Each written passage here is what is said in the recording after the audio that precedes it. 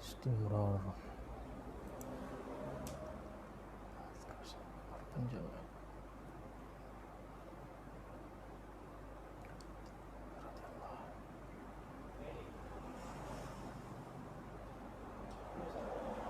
Ya. Assalamualaikum warahmatullahi wabarakatuh. Alhamdulillahi rabbil alamin wa bihi nasta'in ala umuri dunya waddin. Wassalatu wassalamu ala sayyidina Muhammad asyrafil mursalin imamil muttaqin wa ala alihi wa ashabihi wa man tabi'ahum bi ihsanin ila yaumiddin, amma ba'd. Faqala Allah subhanahu wa ta'ala: "Law anzalna hadzal qur'ana 'ala jabalin la ra'aitahu khashi'an mutasaddian min khasyatillah wa tilkal amthalu nadribuha lin-nasi la'allahum yatafakkarun." Wa qala Rasulullah sallallahu alaihi wa alihi wasallam: "Khairukum man ta'allama al-Qur'ana wa 'allamahu," atau kama qala alaihi salatu wassalam. Alhamdulillah, tuan-tuan, puan-puan, saudara-saudari muslimin muslimat yang dirahmati lagi dikasihi oleh Allah Subhanahu wa taala. Syukur pada Allah Subhanahu wa taala sehingga ke saat ini masih lagi kita diberikan kehidupan dan juga nyawa yang sangat berharga kepada kita untuk kita meneruskan agenda kita sebagai insan, sebagai hamba kepada Allah yang Maha Berkuasa, yang Maha Esa. Mudah-mudahan dipermudahkan segala urusan kita untuk melakukan amal kebaikan demi membuktikan ubudiyah kita kepada Allah Subhanahu wa taala. Dan syukur pada Allah Subhanahu wa taala pada hari ini kita dapat sama-sama meneruskan pengajian tafsir kita. Masih lagi kita dalam surah Al-Fatihah pada ayat yang ke-6 kalau tak silap saya, iaitu ayat ihdinas siratal mustaqim. Jadi muslimin muslimat, sidang penonton, sidang pendengar yang dimuliakan lagi dikasihi oleh Allah Subhanahu wa taala, mempelajari Al-Quranul Karim adalah suatu perkara yang sepatutnya menjadi agenda dalam kehidupan setiap orang Islam. Kerana Al-Quranul Karim ini adalah kitab yang diturunkan kepada Nabi kita Muhammad sallallahu alaihi wasallam dan disampaikan oleh Nabi kita Muhammad sallallahu alaihi wasallam kepada umat, termasuklah kita, sehingga ke hari kiamat. Maka sebagai seorang yang beriman kepada Allah dan beriman dengan Nabi SAW sebagai Nabi, sebagai Rasul, maka sepatutnya kita memperuntukkan sedikit masa dalam kehidupan kita untuk kita mempelajari Al-Quranul Karim. Sama ada kita mempelajari cara membacanya atau mempelajari terjemahannya atau tafsirannya, atau mempelajari hukum hakam di dalamnya, hukum hakam yang boleh dikeluarkan daripadanya, istinbat, atau mempelajari lebih daripada itu lagi, ya, mempelajari isyarat-isyarat yang terkandung di dalam Al-Quranul Karim mengikut landasan yang telah ditetapkan oleh ulama syarak. Maka setiap di antara kita mestilah menjadikan agenda dalam kehidupan dia untuk mempelajari Al-Quranul Karim. Selain daripada membacanya. Membaca kita tahu memang ada pahala. Tetapi membaca dan memahami itu kedua-duanya saling memerlukan. Baca sahaja tidak faham, maka di situ akan berlaku kepincangan. Dan faham sahaja tidak baca, sebagaimana sebahagian masyarakat ada yang membaca Al-Quran tapi dia baca terjemahan. Dia faham, tapi faham terjemahan lah, tidak melalui lafaz asli yang terkandung dalam mushaf Al-Quran. Memahami sahaja tanpa membaca lafaz yang Arab, lafaz asal Al-Quran juga mengalami kekurangan, di mana dengan membaca sepatutnya kita beroleh pahala sebenarnya. Maka oleh kerana itu, syukur pada Allah Subhanahu Wa Taala, pada hari yang mulia ini, hari Jumaat, kita pada hari yang sebaik-baiknya, kita dikurniakan oleh Allah Taala untuk, kita dikurniakan taufik oleh Allah Taala untuk kita mempelajari kitab yang sebaik-baiknya, iaitu Al-Quranul Karim. Dan dalam banyak-banyak surah di dalam Al-Quranul Karim, kita diberi taufik oleh Allah, didorongkan oleh Allah Taala untuk mempelajari surah yang pertama sekali dan yang terpenting daripada surah-surah Al-Quran. Baik, jadi kita sampai pada ayat Ihdinas siratal mustaqim. Sebelum tu kita baca dahululah. A'udzu billahi minasy syaithanir rajim.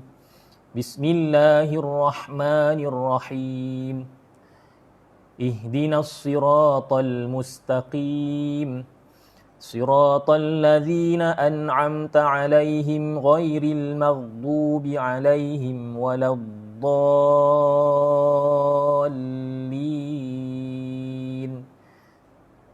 آمين. Baik, Allah Subhanahu wa taala berfirman, ihdinas siratal mustaqim.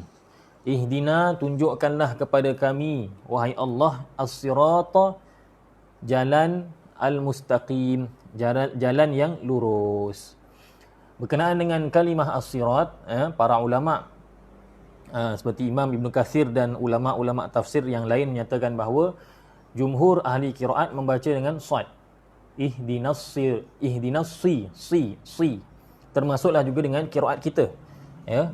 Riwayat yang kita baca, riwayat Hafs daripada Imam Asim, kita baca dengan sad. Jadi janganlah kita baca dengan sin. Jangan kita baca ihdinas. Melainkan kalau sekiranya kita memang berniat untuk membaca qiraat lain.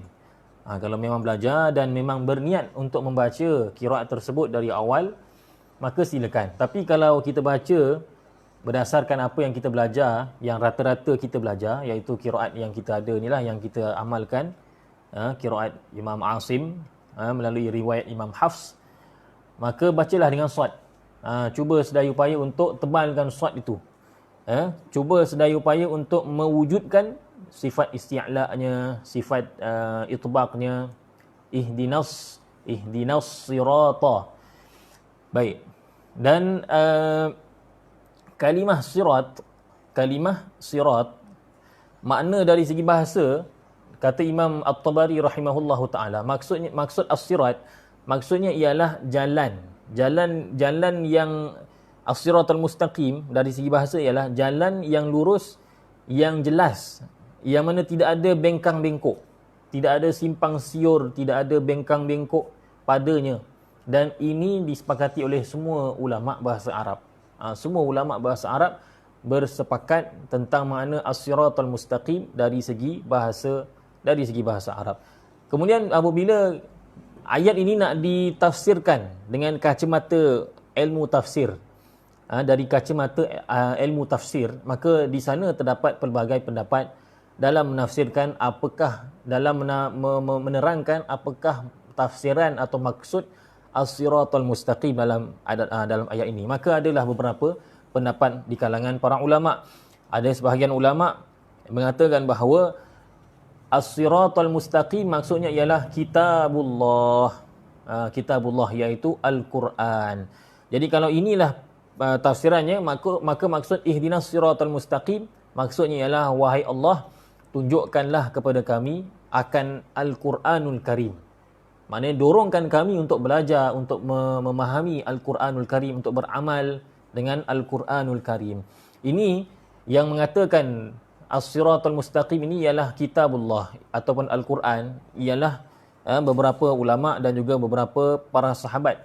Antaranya ialah Imam ataupun Sayyidina Ali bin Abi Talib radhiyallahu anhu. Beliau diriwayatkan bahawa beliau mengatakan bahawa diriwayatkan daripada Sayyidina Ali radhiyallahu anhu bahawa Rasulullah sallallahu alaihi wasallam bersabda, "As-siratal mustaqim kitabullah." As-siratul mustaqim kitabullah. Jalan yang lurus itu ialah, ataupun maksud siratul mustaqim ialah kitab Allah. Kitab Allah. Begitu juga diriwayatkan daripada Abu Wa'il, daripada Abdullah, bahawa as-siratul mustaqim maksudnya ialah kitabullah. Kemudian ada pendapat kedua. Pendapat kedua mengatakan bahawa as-siratul mustaqim maksudnya ialah dinullah. Maksudnya ialah dinullah, agama Allah ataupun Islam. Ini berdasarkan riwayat yang disandarkan kepada Sayyidina Ibnu Abbas radhiyallahu anhuma, bahawa kata beliau, Jibril alaihissalam telah datang dan Jibril alaihissalam mengatakan kepada Nabi sallallahu alaihi wasallam, "Qul ya Muhammad ihdinas siratal mustaqim." Yaqulu alhimna at-tariqal hadi wa huwa dinullahi alladzi la wijaja fihi. Dalam riwayat ini menunjukkan bahawa as-siratal mustaqim itu ialah dinullah, agama Allah, iaitu agama Islam, la wijaja fihi, yang tidak ada bengkang-bengkok padanya. Begitu juga riwayat daripada Maimun bin Mihran daripada Ibnu Abbas radhiyallahu anhuma mengatakan bahawa as-siratal mustaqim maksudnya adalah al-Islam. Begitu juga riwayat lain daripada Sayyidina Jabir radhiyallahu anhu mengatakan bahawa as-siratal mustaqim al-Islam, maksudnya ialah Islam. Selain itu, Abdurrahman bin Zaid bin Aslam radhiyallahu anhu mengatakan bahawa as-siratal mustaqim ialah al-Islam. Jadi kesemua riwayat ini menunjukkan bahawa tafsiran bagi as-siratal mustaqim ialah al-Islam. Kemudian ada juga riwayat ataupun pendapat ketiga yang mengatakan bahawa as-siratal mustaqim itu ialah al-haq, iaitu kebenaran. Al-haq, kebenaran. Jadi kalau mengikut tafsiran ini, maka kalau kita nak faham ihdinas siratal mustaqim, maksudnya ialah tunjukkanlah kami wahai Allah akan kebenaran. Maksudnya ialah setiap kali kita berhadapan dengan apa jua isu, kita mohon pada Allah agar didorongkan kepada jalan yang benar. Maksudnya ialah didorongkan kepada kebenaran. Apa jua isu, kita minta kepada Allah agar kita diberikan pendirian yang benar, pendapat yang benar, tanggapan yang benar, pendirian yang benar. Maknanya jangan kalau boleh kita ni berpegang kepada perkara yang bercanggah dengan kebenaran. Ini adalah pendapat Imam Mujahid rahimahullahu ta'ala, salah seorang ulama tafsir pada zaman salafus salih. Imam Mujahid mengatakan bahawa as-siratal mustaqim itu ialah al-haq, Kemudian ada pendapat keempat mengatakan bahawa as-siratal mustaqim maksudnya ialah an-nabiyyu sallallahu alaihi wa alihi wasallam wa sahibah radhiyallahu anhuma. As-siratal mustaqim itu ialah Nabi itu sendiri, Nabi Muhammad sallallahu alaihi wa alihi wasallam, dan juga dua orang sahabatnya, iaitu Abu Bakar dan juga Umar radhiyallahu anhuma. Ini adalah pendapat Abul Aliyah. Satu riwayat meriwayatkan daripada Abul Aliyah, beliau mengatakan as-siratal mustaqim, apa dia? Dia kata qala huwa an-nabiyyu sallallahu alaihi wa alihi wasallam wa sahibahu min ba'dihi. Kata beliau, as-siratal mustaqim itu ialah Nabi Muhammad sallallahu alaihi wasallam dan juga dua orang sahabatnya yang terdekat, iaitu Sayyidina Abu Bakar dan juga Sayyidina Umar. Kemudian ada orang telah membawakan ataupun menceritakan kata-kata ini, menjelaskan, menyampaikan pendapat Abul Aliyah ini kepada Sayyidina Al-Hasan Al-Basri. Maka kata Sayyidina Hasan, sadaqa, sadaqa Abul Aliyah wa nasaha. Kata beliau, Abul Aliyah telah pun berkata benar. Maksudnya apa? Pendapat ini diterima juga oleh Imam Al-Hasan Al-Basri. Sayyidina Al-Hasan Al-Basri salah seorang tabi'in yang masyhur. Jadi kita dah ada berapa pendapat? Ada 4 pendapat. Baik. Jadi daripada semua pendapat ini, manakah pendapat yang benar? Jadi kata para ulama muhaqqiqin di kalangan ahli tafsir yang mentahqiq, yang mengkaji sedalam-dalamnya pendapat-pendapat ini beserta dengan dalil dan membandingkan hujah serta dalil, kata mereka kesemuanya benar dan tidak ada percanggahan. Tidak ada percanggahan. Seperti mana kata Imam Ibn Katsir rahimahullahu taala, kesemua pendapat ini adalah benar dan saling melazimi. Maksud saling melazimi apa dia? Maksudnya kalau kita pegang satu pendapat daripada 4 pendapat ni, maka nak tak nak kita juga kena pegang pendapat yang kedua, ketiga, keempat, kerana kesemuanya itu saling berkaitan. Berpegang pada satu, maka melazimi menyebabkan dia juga wajib berpegang pada 3 yang lain. Contoh, seorang yang mengatakan bahawa dia yang berpegang bahawa ihdinas siratal mustaqim, as-siratal mustaqim itu ialah kebenaran ataupun kebenaran. Kalau dia berpegang bahawa as-siratal mustaqim itu kebenaran, maka nak tak nak dia mesti ikut Al-Quran, kerana Al-Quran itu ialah kitab yang benar. Zalikal kitabu la raiba fih. Tidak ada keraguan, maknanya benar. Jadi dia kena juga ikut Al-Quran. Kalau dia ikut Al-Quran, maka maknanya dia adalah orang Islam. Dia kena beramal dengan Islam sebab Quran menyuruh kita untuk memasuki Islam. Udkhulu fis silmi kafah. Masuklah kamu ke dalam Islam secara keseluruhannya. Maka dia pegang pada pendapat yang mengatakan Islam. Dan kalau begitu, maka dia juga mestilah mengikuti Nabi SAW dan 2 orang sahabat baginda yang mulia, iaitu Abu Bakar dan juga Umar. Maka itulah yang dimaksudkan dengan kata-kata Imam Ibn Katsir, berpegang dengan salah satu melazimi ataupun menyebabkan kita wajib berpegang pada yang lain. Maka jelaslah bahawa as-siratal mustaqim dapat kita simpulkan, maksudnya ialah jalan yang lurus yang membawa kepada kebenaran, dan kebenaran itu ialah Islam melalui kitab yang diturunkan oleh Allah Subhanahu Wa Taala, kitab yang benar iaitu Al-Quran, serta ditunjukkan Islam itu diterjemahkan dalam bentuk kehidupan oleh Nabi SAW, kemudian diperjuangkan oleh Sayyidina Abu Bakar, Sayyidina Umar yang menjadi khalifah pada Rasulullah sallallahu alaihi wa alihi wa sahbihi wa baraka wasallam. Baik. Muslimin dan muslimat yang dirahmati lagi dikasihi oleh Allah Subhanahu wa taala. Apabila kita membaca ihdinas siratal mustaqim, bukankah pembaca ayat tersebut pastinya adalah orang Islam? Kan? Kerana yang baca Quran ini ghalibnya ialah orang Islam. Dan kalau orang itu orang Islam, bererti dia sudah beroleh hidayah. Sebab lawan kepada hidayah ialah dalalah, kesesatan. Maka apabila orang itu sudah menjadi orang Islam, maknanya dia berada dalam hidayah, sebab dia bukan sesat. Jadi kalau orang itu, pembaca ihdinas siratal mustaqim itu sudah pun berada dalam hidayah, maka mengapa pula dia dituntut atau disuruh untuk meminta hidayah daripada Allah Subhanahu wa taala? Tuan-tuan boleh faham tak? Boleh faham tak dia punya persoalan dia? Kalau tuan-tuan faham persoalan, maka insya-Allah jawapan yang akan menyusul juga akan dapat difahami. Tapi kalau persoalan tak dapat dihadamkan, maka jawapan jadi sia-sialah. Ya, persoalan di sini ialah kenapa orang yang membaca Al-Quran ini, siapa sajalah, baca bila-bila sajalah, sama ada dalam sembahyang ke di luar sembahyang, dia baca ihdinas siratal mustaqim, dia dituntut untuk meminta hidayah daripada Allah, sedangkan dia sudah pun berada dalam hidayah. Maka kata Imam Ibn Katsir rahimahullahu taala, maksud di sini ialah, maksud meminta hidayah ini ialah supaya minta ditambahkan lagi hidayah dan diberikan kekuatan untuk kekal dalam hidayah, untuk berterusan dalam hidayah. Inilah yang dimaksudkan dengan ihdinas siratal mustaqim. Ya.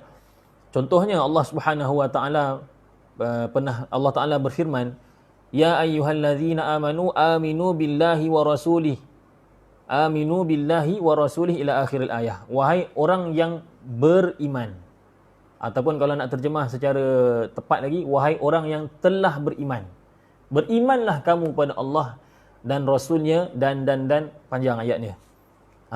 Persoalan di sini ialah kenapa orang yang beriman disuruh untuk meminta, disuruh untuk beriman. Maka jawapan ialah maksud wahai orang beriman, berimanlah kamu, maksudnya ialah berterusanlah kamu, kekallah kamu, tetaplah kamu dalam keadaan iman. Maka begitulah juga dengan hidayah.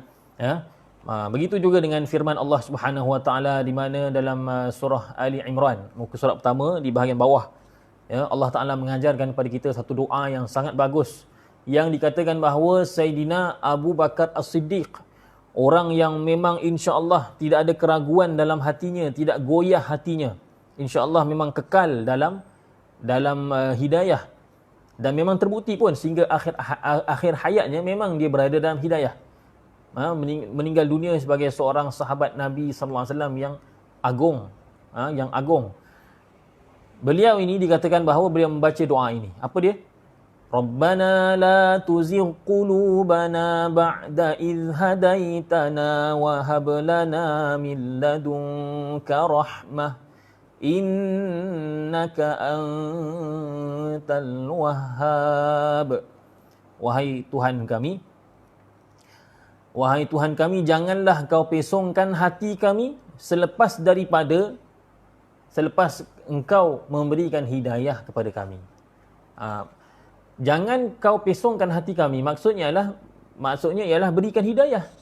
Terpesong lawannya ialah hidayah. Jadi dalam doa ni Allah Taala mengajarkan kepada kita bahawa orang yang ba'da iz hadaitana, setelah seorang itu diberi hidayah oleh Allah Subhanahu Wa Taala, dia juga memohon kepada Allah agar Allah tidak pesongkan hatinya. Samalah konsepnya di sini, ihdinas siratal mustaqim. Walaupun yang membaca ayat ini orang Islam, orang yang solat, orang yang memang sudah berada dalam hidayah, walaupun ialah dosa-dosa yang dibuat tu memanglah betul lah, memang itu kita tidak nafikanlah. Manusia biasa seperti kita ni memang tidak akan terlepas daripada dosa, tapi maksud kata masih lagi dalam ruang lingkup sebagai seorang Muslim, belum lagi keluar daripada lingkungan Islam. Walaupun begitu, dituntut agar kita membaca ihdinas siratal mustaqim. Kerana apa? Kerana apa dituntut walaupun sudah berada dalam hidayah? Tujuannya ialah supaya kita berkekalan, tetap berterusan di dalam hidayah yang diberikan oleh Allah Subhanahu Wa Taala. Ini contoh paling mudah ni dalam ayat biasa lah kan. Dalam perbualan biasa kita, contohnya kita menjamu tetamu. Tetamu tu sedang makan, lalu kita katakan pada dia, makan lagi. Tetamu tu dia tidak akan kata, kan saya tengah makan ni. Kan, tetamu tu akan faham bahawa makanlah lagi itu maksudnya lah tambah lagi ataupun teruskan makan. Begitulah apabila Allah Subhanahu Wa Taala menyuruh kita memohon hidayah daripadanya, maksudnya ialah Allah Ta'ala nak supaya kita ni memohon berterusannya hidayah tersebut. Dan ini sangat penting kerana ramai di kalangan masyarakat yang mungkin ketika dia mendapat hidayah, dia mungkin wallahualam lah, mungkin terlupa ke apa ke untuk mohon agar diberikan istiqamah, maka akhirnya tergelincir. Saya masih ingat lagi ketika saya kecil lagi, semasa saya masih lagi dalam 5 tahun, 6 tahun begitu, saya dimasukkan ke sekolah tahfiz, Madrasah Al-Quran, di Madrasah Al-Quran Al-Muttaqin di Kampung Seri Semarak atau Desa Seri Semarak, Sungai Besi. Sekarang kampung tu pun dah tak ada dah, dah dibangunkan lah. Ni Kampung Setinggan lah, dulu kami duduk Setinggan kan, sebelum datang ke Bandar Baru Bangi ni. Jadi ketika itu masa tu kiralah kita budak-budak lagi kan, 5 tahun, 6 tahun. Jadi nak menghafal juzuk amma pun terasa terlalu berat. Hari ni hafal, esok lupa. Hari ni hafal Qul a'udzu birabbin nas, esok hafal Qul a'udzu birabbil falaq, Qul a'udzu birabbin nas, dah lupa dah. Begitu. Budak kan main, kita fikir nak main je. Tapi ketika itu di madrasah itu ada seorang kawan kami, sahabat kami, umur 7 tahun. 7 tahun sudah pun mengkhatamkan hafalan Quran 30 juzuk dengan lancar, bacaannya sangat sedap. ditambah pula dengan suara yang belum baligh ketika itu, memang sangat sedap bacaannya, dipuji oleh semua orang. Semua pelajar hormat pada dia, ustaz-ustaz, guru-guru semua hormat, masyarakat kampung desa tu semua.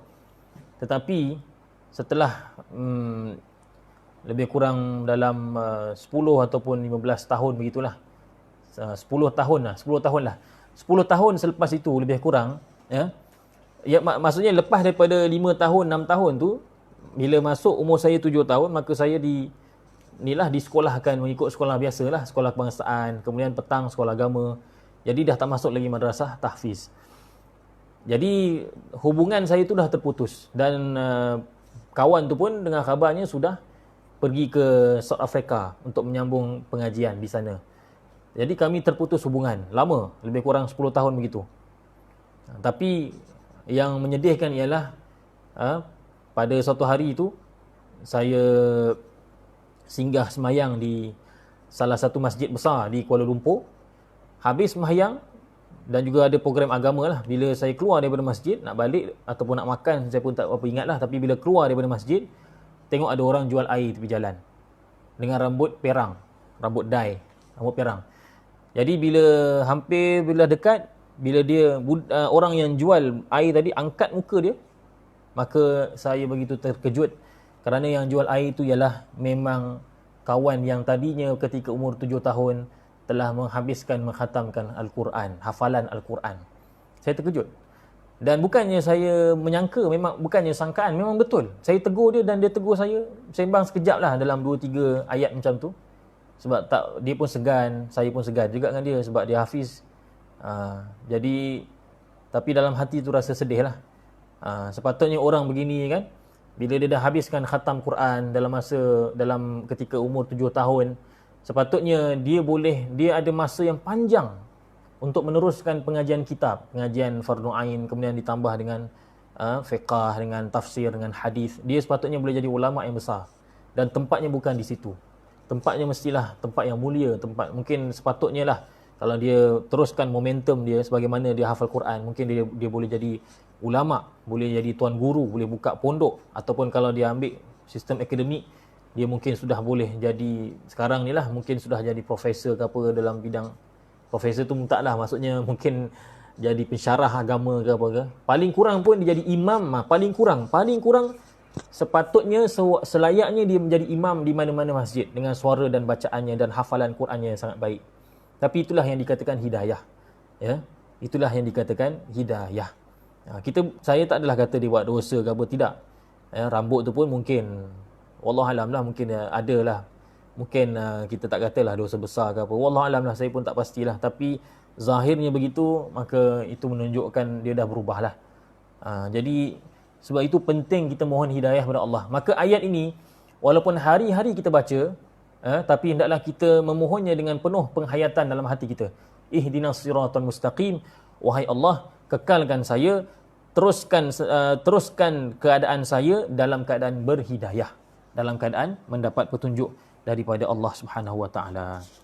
Dan Nabi sallallahu alaihi wasallam sendiri pun, Nabi sallallahu alaihi wasallam yang memang mendapat wahyu daripada Allah, yang memang dijamin tidak akan melakukan dosa besar, tidak akan melakukan dosa lah, maksum.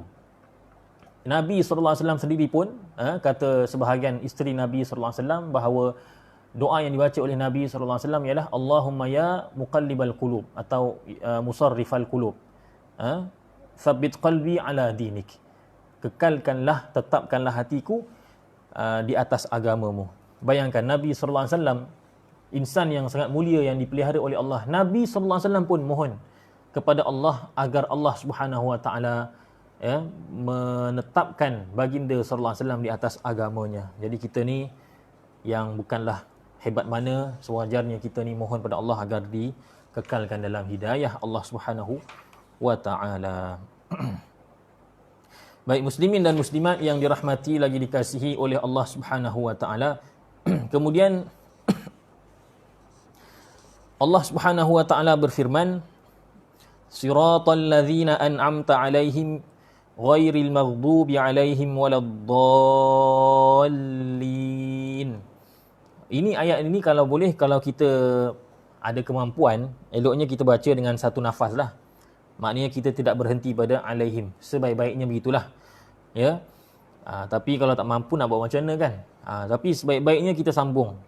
Kerana memang tidak ada wakaf di sini. Tak tahulah.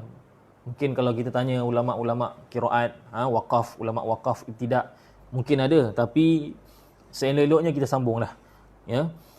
Siratal ladzina an'amta alaihim.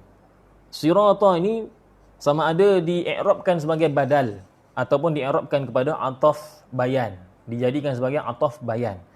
Jadi kalau ataf bayan maksudnya ialah jalan yang lurus itu ialah, iaitu jalan orang-orang yang telah kau berikan nikmat ke atas mereka.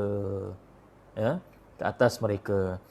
Jadi dalam ayat ini Allah menerangkan bahawa jalan yang lurus itu ialah jalan orang-orang yang Allah Ta'ala telah berikan nikmat.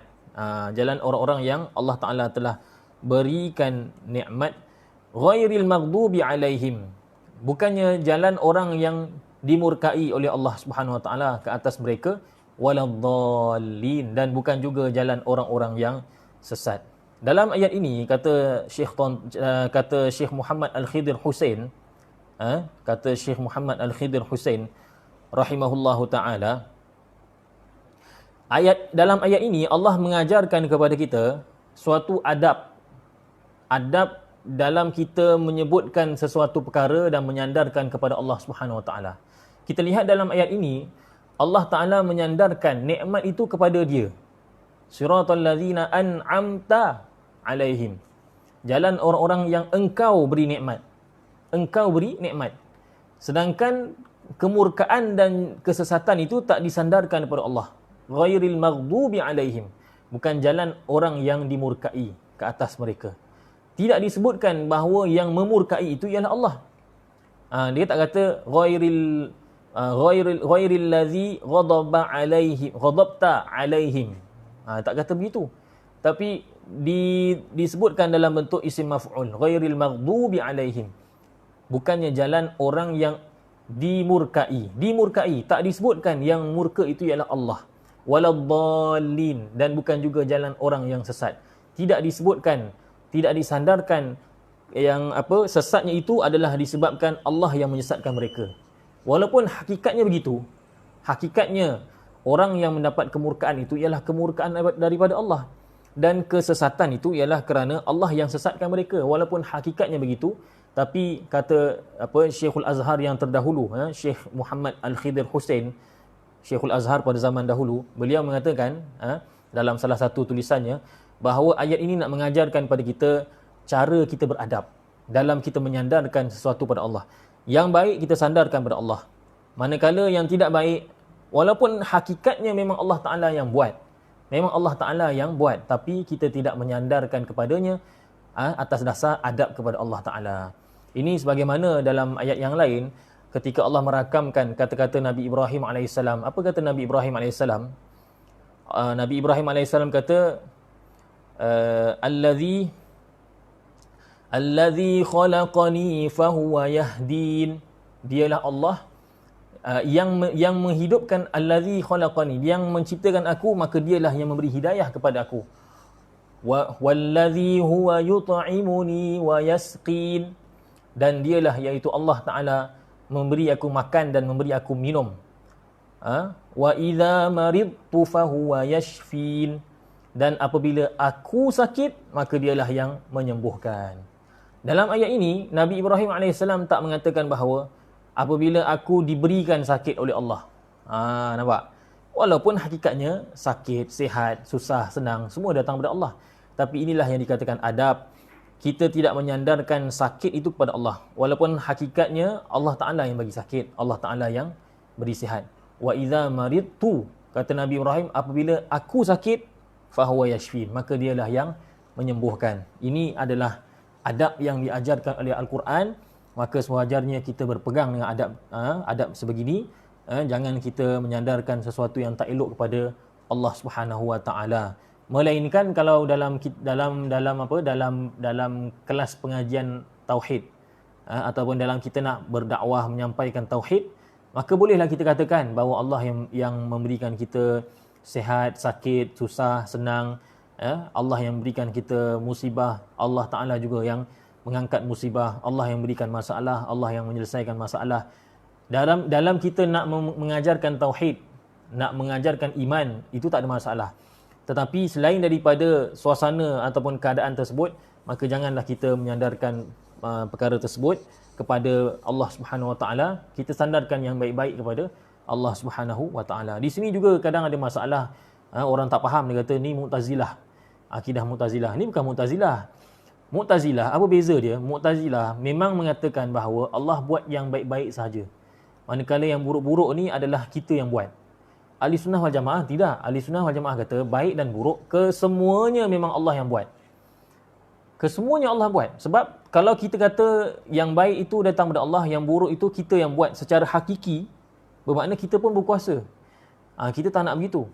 Semuanya daripada Allah, baik buruk. Cuma dari segi adab, kita katakan yang baik datang daripada Allah, yang buruk secara adabnya, dari segi adabnya, daripada kita mengaku itu adalah daripada kecuaian dan kesilapan kita. Dari segi adabnya kita katakan begitu. Baik. Muslimin dan muslimat yang dirahmati lagi dikasihi oleh Allah Subhanahu wa taala. Kemudian allazina an'amta alaihim, orang-orang yang engkau berikan nikmat kepada mereka. Siapakah yang dimaksudkan dengan orang-orang yang engkau berikan nikmat kepada mereka? Maka sama seperti mana tadi, di sini juga terdapat pelbagai pendapat para ulama. Ada sebahagian ulama mengatakan bahawa orang yang diberikan nikmat itu ialah nabi, para nabi, an-nabiyun ataupun al-anbiya. Ini adalah berdasarkan riwayat daripada Ar-Rabi' bin Anas. Kata beliau, allazina an'amta alaihim qala humun nabiyun. Allazina an'amta alaihim maksudnya ialah mereka ialah para nabi. Ada juga ulama di kalangan para sahabat, iaitu Ibnu Abbas radhiyallahu anhuma, menafsirkan bahawa orang-orang golongan yang diberikan nikmat itu ialah al-mu'minun, iaitu orang-orang beriman. Maka skopnya lebih luas kerana nabi itu golongan salah satu daripada golongan mukminun. Ada juga ulama seperti mana Imam Waqi' mengatakan bahawa allazina an'amta alaihim maksudnya adalah al-muslimun. Ini lebih luas kerana muslimun lebih luas daripada, lebih umum daripada mukminun. Dan ada juga ulama yang mengatakan bahawa allazina an'amta alaihim, golongan yang diberikan nikmat oleh Allah Taala ini ialah semua sekali, meliputi semua sekali. Iaitu siapa dia? Iaitu ada juga ulama yang mengatakan bahawa allazina an'amta alaihim ni ialah Nabi sallallahu alaihi wasallam dan orang-orang yang mengikuti baginda sallallahu alaihi wasallam, para sahabat dan juga pengikut baginda sallallahu alaihi wasallam pada setiap zaman, dari zaman ke zaman, dari satu generasi ke satu generasi. Ini pun lebih umum, dan ada yang lebih mencakupi semuanya, iaitu pendapat Ibnu Abbas radhiyallahu anhuma dalam satu riwayat yang lain mengatakan bahawa siratal ladzina an'amta alaihim bi ta'atika wa ibadatika min malaikatika wa anbiyaika was-siddiqina wasyuhada'i was-salihin. Kata Ibnu Abbas radhiyallahu anhuma, jalan orang-orang yang kau beri nikmat ke atas mereka, iaitu beri nikmat dengan ketaatan kepadamu dan ibadah kepadamu dari kalangan malaikat-malaikatmu, dari kalangan para anbiya-mu, para siddiqin, syuhada dan salihin. Inilah pendapat yang lebih umum, lebih umum. Bahkan ada disebutkan dalam ayat yang lain kan, dalam ayat yang lain Allah Taala berfirman berkenaan dengan orang-orang yang golongan ini. Allah Taala menyebutkan dalam surah An-Nisa, wa may yuti'illaha war rasul fa ulaika ma'al ladzina an'amta 'alaihim minan nabiyyin was-siddiqin wasyuhada'i was-salihin wa hasuna ulaika rafiqa dzalikal fadlu minallahi wa kafaa billahi 'alima. Baik. Kemudian timbul persoalan. Kalau sekiranya kita mengetahui, kita dah tahu dah bahawa dalam ayat yang lain allazina an'amta alaihim, golongan yang diberikan nikmat itu ialah golongan an-nabiyyin, asy-syuhada, as-siddiqin, asy-syuhada, as-salihin. Kalau itulah memang maksudnya berdasarkan ayat lain ditafsirkan begitu, mengapa tidak Allah Taala menyebutkan dalam surah Al-Fatihah ini siratal ladzina siratan nabiyyin was-siddiqin wasyuhada'i was-salihin. Kenapa Allah Taala tidak sebutkan terus asy-syuhada, al-anbiya, as-siddiqin, syuhada, salihin? Tetapi Allah Taala sebutkan lain. Allah sebutkan allazina an'amta alaihim. Kerana Allah Taala kata, Syekh Tantawi rahimahullahu taala dalam tafsirnya, beliau mengatakan, kerana Allah nak memberikan isyarat bahawa agama ini adalah nikmat yang sebenar. Kerana itu Allah Ta'ala sebutkan siratal ladzina an'amta alaihim.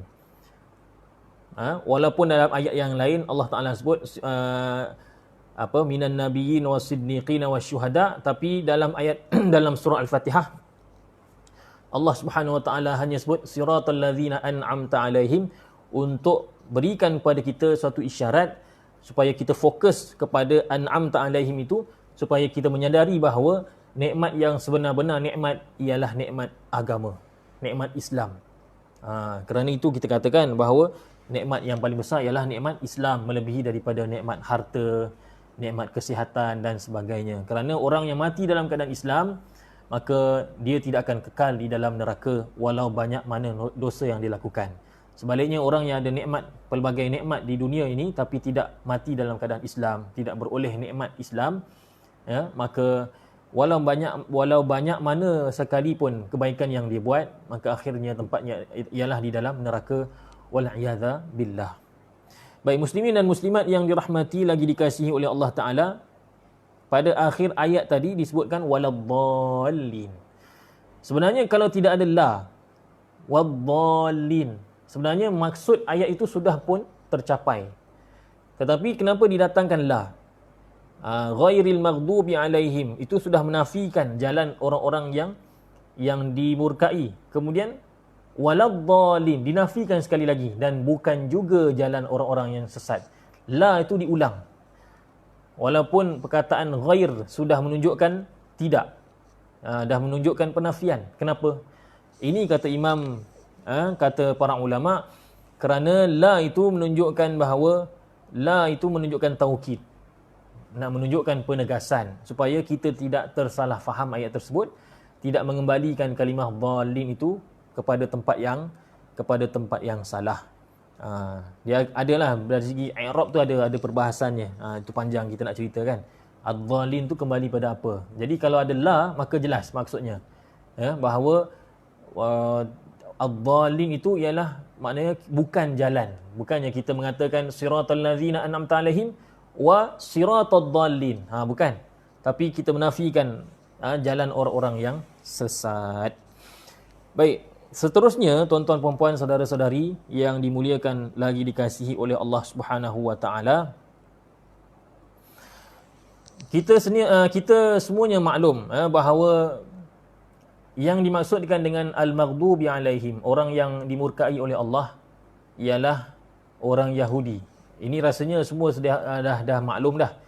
Di masjid-masjid, di surau-surau, ustaz-ustaz yang mengajar tafsir Al-Fatihah memang telah menyebutkan perkara ni. Jadi al-maghdubi alaihim, golongan yang dimurkai oleh Allah, maksudnya ialah orang-orang Yahudi. Manakala ad-dhalin, golongan yang sesat, maksudnya ialah golongan Nasrani. Golongan Nasrani. Ini berdasarkan banyak riwayat. Di antaranya riwayat daripada Adi bin Hatim, beliau bertanya kepada Rasulullah sallallahu alaihi wasallam tentang ghairil maghdubi alaihim, qala humul yahud. Kata Nabi sallallahu alaihi wasallam, orang yang dimurkai itu ialah orang Yahudi. Waladdallin qala an-nasara. Orang yang sesat, golongan yang sesat itu ialah an-nasara. Ya. Banyak lagi riwayat. Ada riwayat daripada Abdullah bin Syaqiq, ada riwayat daripada Abu Dzar, Ibnu Abbas dan lain-lain. Sehingga kan Imam Ibnu Abi Hatim mengatakan la a'lamu bainal mufassirina fi hadza ikhtilafan. Dia kata, aku tidak mengetahui ada khilaf di kalangan para mufassir tentang tafsiran ini. Memang maklum, al-maghdubi alaihim Yahudi. Dan juga manakala ad-dhalin maksudnya ialah Nasrani. Ya, cuma persoalannya ialah kenapa dikatakan bahawa Yahudi itu ialah al-maghdub, dimurkai, al-maghdubi alaihim, dan Nasara pula dikatakan sebagai ad-dhalin, golongan yang sesat. Kenapa? Satu ni dimurkai, satu lagi ni sesat. Maka ramai di kalangan ulama mufassir yang memberikan jawapan. Di antaranya Imam Ibn Kathir rahimahullahu ta'ala. Beliau mengatakan bahawa orang Yahudi ni, mereka memang dah tahu dah bahawa agamanya menyeleweng. Mereka memang dah tahu bahawa Nabi Muhammad sallallahu alaihi wasallam membawa agama Islam yang muktamad, yang memansuhkan agama lain. Kerana mereka tahu kebenaran insan yang bernama Muhammad sallallahu alaihi wasallam, kerana itulah mereka berhijrah dari bumi Syam, dari Palestin, mereka berhijrah ke Madinah untuk menunggu kemunculan Nabi Muhammad sallallahu alaihi wasallam. Mereka dah tahu dah. Mereka dah tahu. Kan asalnya Madinah ni tidak ada orang Yahudi. Mana ada Yahudi? Yahudi ni asalnya di mana? Di Palestin sana, di Palestin, di Baitul Maqdis. Tapi macam mana dalam peristiwa, dalam sirah kita belajar bahawa bila Nabi SAW sampai ke Madinah, didapati di sana ada bani-bani Yahudi, Bani Mustalik, Bani Nadir dan sebagainya. Jawapannya ialah kerana mereka ni menanti-nanti kedatangan Nabi SAW. Jadi maknanya mereka sudah mengetahui agama Yahudi itu perlu dimansuhkan. Agama Islam itulah yang benar. Tetapi walaupun mereka tahunya mereka itu tidak dapat mendorong mereka untuk beramal. Mereka tak ikut Nabi SAW. Maka kerana itulah sifat yang selayaknya ialah bagi mereka al-maghdubi alaihim. Mereka ni dimurkai oleh Allah. Mereka tak dikatakan sesat kerana sesat ni maknanya tak tahu jalan. Kan? Kita jumpa orang sesat kan. Dia kata, "Encik nak pergi mana?" "Entahlah, saya ni dah sesat dah." Maknanya dia tak tahu jalan. Dia tak tahu. Tapi Yahudi, dia dah tahu dah jalan. Inilah jalan yang benar, tapi dia tak nak ikut. Maka dia tidak dikatakan dhalin, dia dikatakan sebagai al-maghdubi alaihim. Manakala orang Nasrani pula, kenapa dikatakan ad-dhalin, sesat? Sedangkan mereka juga selayaknya dikatakan bahawa mereka juga dimurkai. Jawapannya ialah kerana mereka ni tidak seperti Yahudi. Mereka ni tidak mengetahui yang mereka ni sesat. Mereka tak tahu. Yahudi dia tahu, tapi dia tak nak ikut kebenaran. Tapi Nasrani, mereka perasan bahawa mereka dalam keadaan benar. Mereka berada di atas jalan yang benar. Orang Nasrani, mereka beranggapan mereka lah yang benar. Jadi kerana itu, oleh kerana mereka jalan pun tak jumpa. Bukan kata nak ikut jalan pun tak jumpa. Yahudi ni dia dah jumpa jalan tapi tak nak ikut. Nasrani ni jalan pun tak jumpa. Sebab bagi dia, jalan yang dia lalu itu ialah jalan yang benar. Maka kerana itu dipanggil sebagai sesat. Tapi kita nak bagi tahu para ulama tafsir berikan tanbih, peringatan. Bahawa perbahasan ini bukanlah maksudnya orang Yahudi itu bukan tidak sesat. Orang Nasrani itu tidak dimurkai oleh Allah. Kedua-dua tu sebenarnya dimurkai oleh Allah dan sesat. Dua-dua sekali. Cuma yang dibahaskan di sini ialah sifat khusus. Sifat khusus. Jadi sifat khusus yang Allah Ta'ala sebutkan pada Yahudi ialah al-maghdubi alaihim. Manakala sifat khusus yang disifatkan kepada orang Nasrani ialah ad-dhalin. Tapi tidak menafikan kedua-duanya al-maghdubi alaihim dan kedua-duanya juga ad-dhalin. Baik. Muslimin dan muslimat yang dirahmati lagi dikasihi oleh Allah Subhanahu Wa Ta'ala, diharapkan tuan-tuan dan puan masih lagi dapat teruskan bersama dengan hamba yang fakir ini. Ada sikit lagi perbahasan berkenaan dengan akhir surah Al-Fatihah ini. Baik. Ghairil maghdubi alaihim, bukan jalan orang yang dimurkai oleh Allah, waladhdallin, dan bukan juga jalan orang yang sesat. Suatu persoalan yang dibahaskan oleh para ulama ialah kenapa Allah Ta'ala tidak mendahulukan ad-dallin, sebaliknya mendahulukan al-maghdubi alaihim. Kenapa tak dikatakan ghairil dhalin walal maghdubi alaihim? Maka ini diterangkan oleh Syekh Tantawi rahimahullahu taala dalam tafsirnya. Kenapa Allah Taala kenapa Quran menyebutkan ghairil maghdubi alaihim terlebih dahulu, kemudian barulah sebut waladhdallin. Kenapa? Kata Syekh Tantawi rahimahullahu taala, kerana al-maghdubi alaihim, golongan yang dimurkai oleh Allah, itu adalah lawan kepada golongan yang diberikan nikmat. Tu cantiknya ulama tafsir dia kaji sampai tahap macam tu. Kita kalau baca sendirilah tak sampailah tahap kepahaman macam tu. Ya.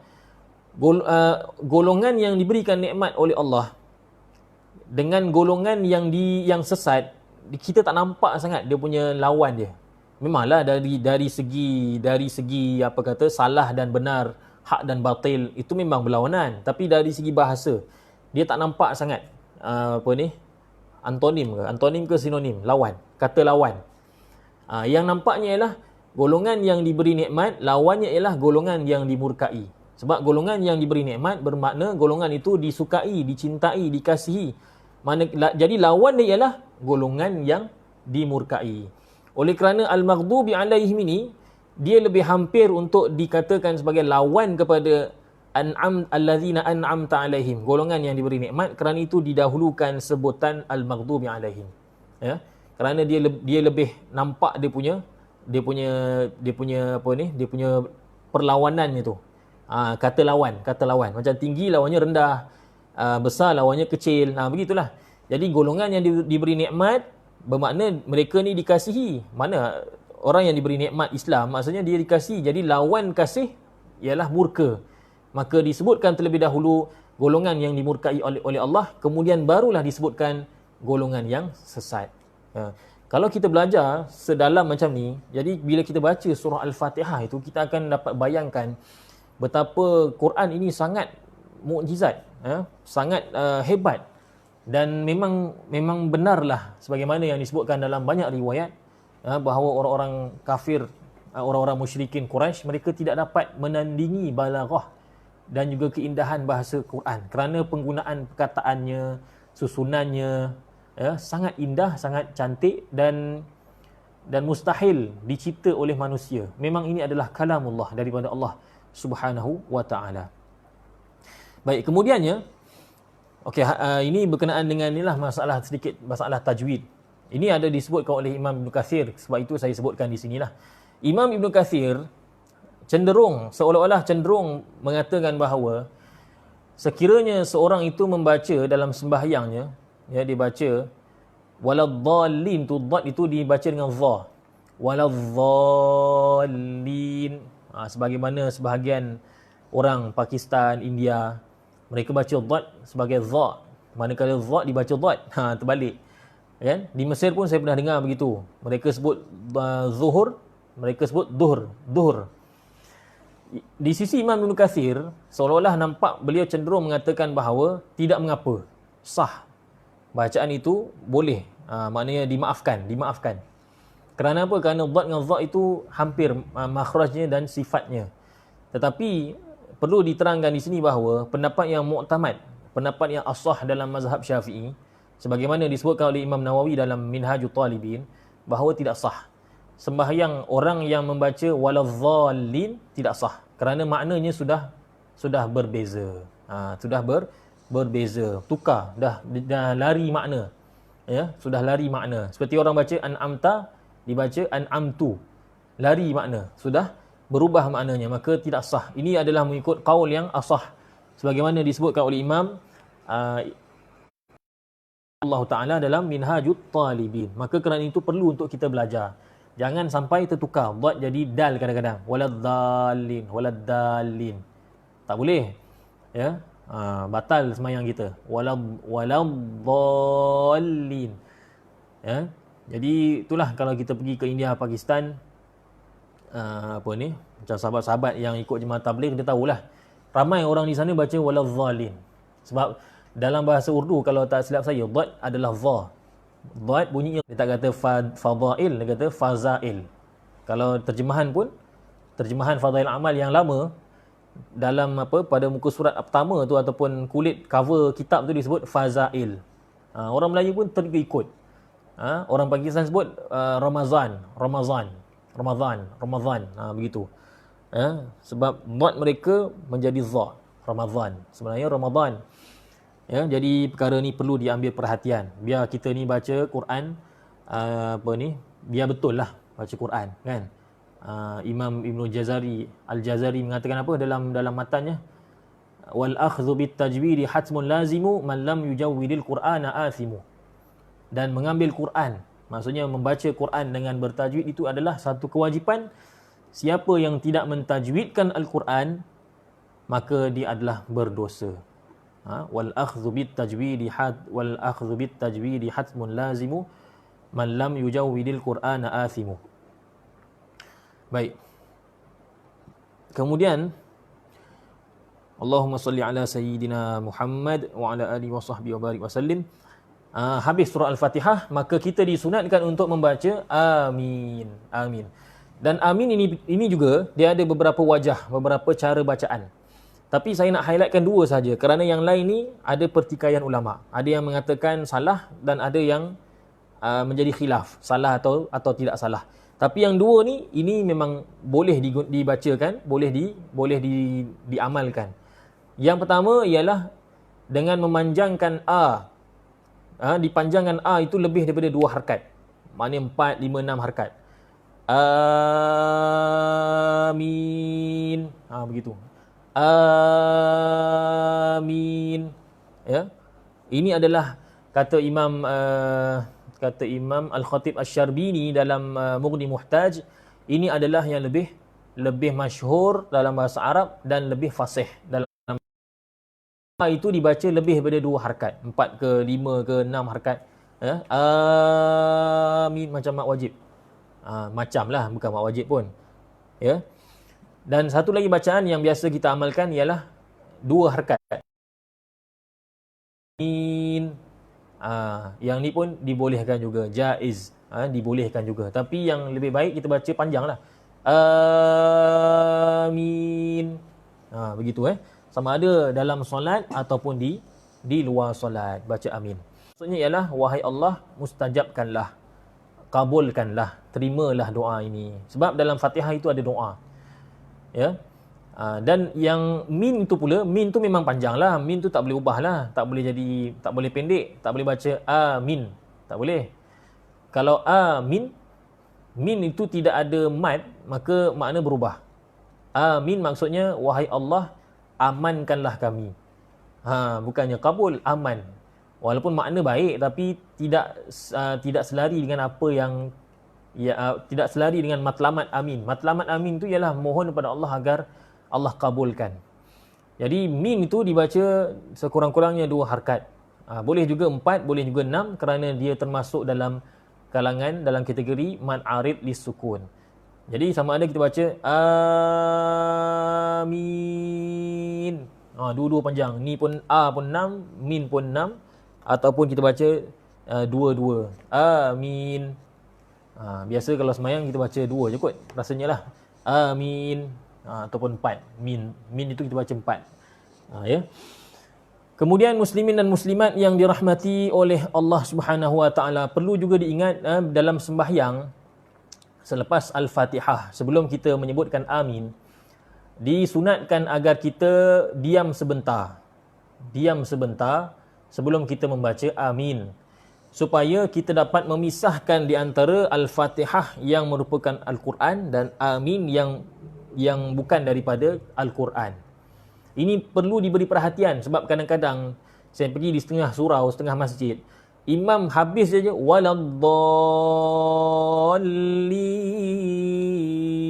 belum habis lin ada dah budak kat belakang amin. Ini makna kata dia tak ikut sunnah lah. Yang sunnahnya ialah kita berhenti sebentar.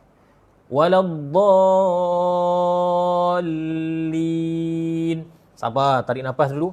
Amin. Begitu. Barulah sempurna, ya. Baru sempurna. Kena ada jarak sedikit. Jadi sebenarnya dalam sembahyang ni ada 6 tempat sebagaimana disebutkan dalam Safinatun Najah. Ada 6 tempat kita disunatkan untuk diam sebentar. Pertama sekali ialah selepas kita mengangkat takbiratul ihram sebelum masuk kepada doa iftitah. Allahu akbar. Relax dulu, tarik nafas, kemudian Allahu akbar kabira walhamdulillahi katsira. Begitu. Yang kedua ialah selepas doa iftitah sebelum baca a'udzubillah. Habis doa iftitah, relax dulu, tarik nafas, kemudian barulah masuk a'udzubillahi minasyaitonirrajim. Yang ketiga ialah selepas a'udzubillahi minasyaitonirrajim sebelum masuk al-Fatihah, iaitu seawal bismillah. Jadi kita baca a'udzubillahi minasyaitonirrajim. Kemudian tarik nafas, kemudian barulah imam baca bismillah. A'udzubillahi minasyaitonirrajim. Bismillahirrahmanirrahim. Bukannya sambung. Tarik nafas, kemudian baru baca bismillah. Kemudian yang keempat, selepas waladdallin sebelum masuk amin. Ini dah disebutkan tadi. Yang kelima, selepas amin sebelum masuk surah. Ini ramai kadang-kadang kita tengok setengah tu tak buat imam-imam. Saya cakap ni tak apalah kan, sebab saya imam. Tuan-tuan perempuan tak boleh lah, sebab tuan-tuan perempuan makmum. Jadi saya mengambil kesempatan di sinilah untuk memberikan nasihat pada rakan-rakan sejawat, imam-imam masjid surau. Selepas amin jangan terus masuk surah. Sabar dulu, tarik nafas sekira-kira makmum dapat menghabiskan al-Fatihah. Jadi untuk yang tempat kelima ni dia lama sikit.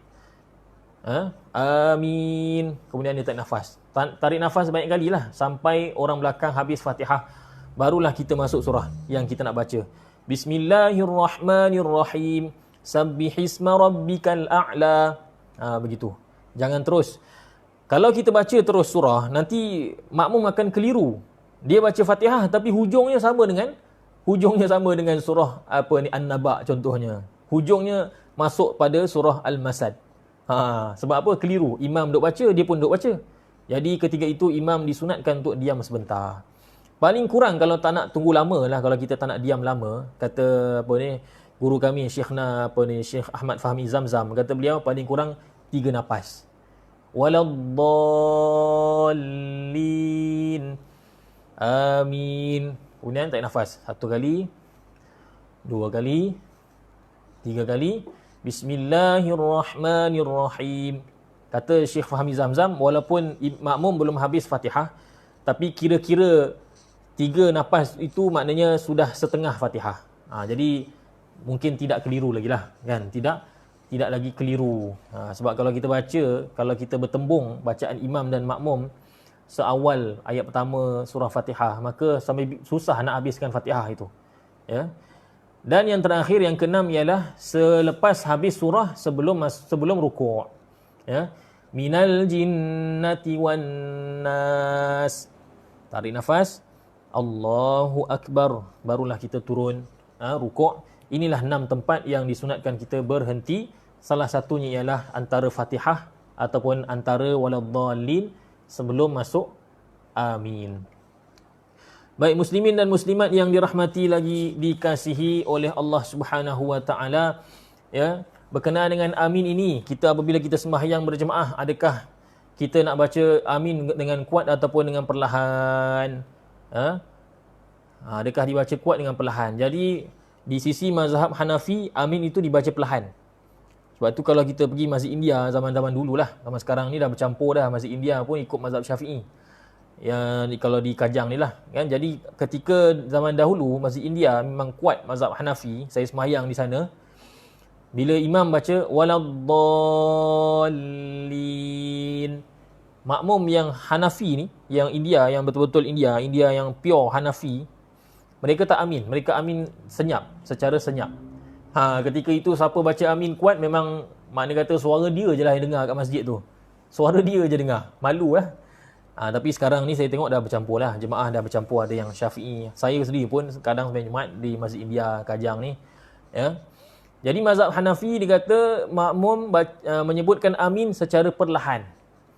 Tetapi mazhab Syafi'i, mazhab Hanafi apa hujahnya? Mazhab Hanafi kata amin ini hukumnya sama seperti bacaan dalam sembahyang yang lain.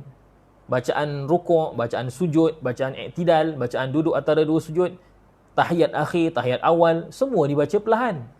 Jadi mazhab Hanafi kata, kenapa kita baca amin kuat? Baca perlahan lah. Ini hujah mazhab Hanafi. Adapun hujah mazhab Syafi'i, ya, mazhab Syafi'i dan juga yang bersepakat dengannya menggunakan hadis yang sahih dalam masalah ini, iaitu kata Nabi SAW, "Idza ammana al-imamu fa'aminu idza ammanal imamu fa aminu. Apabila imam mengatakan amin, maka hendaklah kamu mengatakan amin. Faman wafaqa ta'minuhu ta'minal malaikah ghufira lahu ma taqaddama min dhanbihi aw kama qala alaihi salatu wassalam. Kata Nabi SAW, siapa yang mana aminnya selari serentak dengan amin para malaikat, maka diampunkan segala dosanya yang lalu. Subhanallah. Jadi persoalannya, bagaimana kita sebagai makmum nak jadikan amin kita selari dengan malaikat? Kita tak dengar. Maka kata ulama, malaikat dia tidak akan amin. Malaikat yang sembahyang di belakang imam, malaikat sebenarnya ada ya dalam sembahyang jemaah, dia sembahyang sekali. Malaikat yang menjadi makmum dalam jemaah tersebut, malaikat tidak akan amin melainkan ketika mana imam, melainkan setelah ataupun ketika imam mengatakan amin. Jadi kalau kita nak sama dengan malaikat, kita kena ikut imam, sebab malaikat juga ikut imam. Kalau kita amin serentak dengan imam dan kuat, malaikat juga mengatakan amin, maka diampunkan segala dosa kita yang telah lalu. Bahkan ada riwayat mengatakan bahawa, banyak riwayat dalam tafsir Ibn Kathir menyatakan bahawa orang-orang Yahudi sangat cemburu dan hasad terhadap umat Islam.